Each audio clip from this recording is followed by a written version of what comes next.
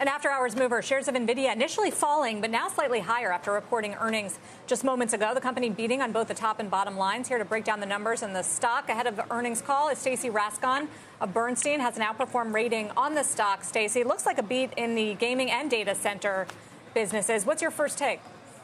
Yeah, no, overall, these results look really, really solid. You're right. It's a beat in the key businesses, gaming and data center. Gross margins are very good. And importantly, the guide is very strong. What everybody's going to be trying to work out is obviously how does that guide split out between gaming and data center. Investors are going to want to see strength in that data center number in particular. But I'd say overall the guide combined with the margins, this looks really, really good at first glance. Your price target, unless I'm reading it wrong, is lower than where the stock is trading now, even though you haven't outperformed. Am I right? Yeah, don't read too much into the price target. I mean, the stock just had such a run this quarter, it just overtook it. It happens sometimes, and we'll see how things go. Going forward. Don't worry. Don't take that too seriously. Okay. Says the guy who put the price target on there. Like I said, the stock it's been a monster, right, Yeah. over the last several months. I mean, sometimes these things just overtake you. I hear you. It happens.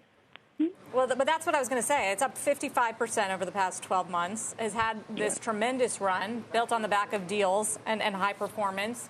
Stacey, so is it too late to get in? How much of the good news is baked in here? I mean, look, so like in terms of what people are going to be worried about, people worry about sustainability like they are like broadly in the space. With Nvidia, it'll be worried about crypto, although I will note their standalone crypto revenues actually were light.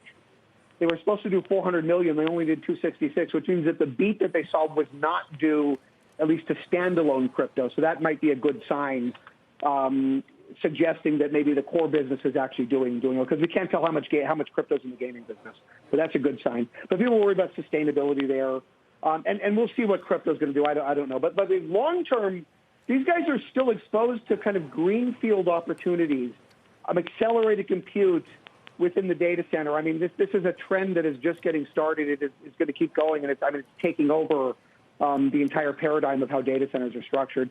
And I'd say there's a software story that it's still early. Like, there's not a lot of revenue now, but the idea of Nvidia getting more and more of their growth over the next, call it like 5+ years from software is actually starting to become more of the narrative. And that's something that also is probably greenfield from where we're sitting today. And so if you're looking long term, I'd say that there's probably plenty of opportunity. Near term, just like everybody else, like we'll worry about the cycle, and there's not a whole lot that either the company or investors can do about that at this point.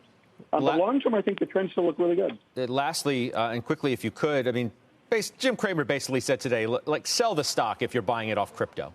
That should not be a prime reason to be bullish about Nvidia's future. Do you agree with that? No, it's absolutely not. No, the worry is so they've got a crypto revenue that we can see. That's like standalone pure play crypto.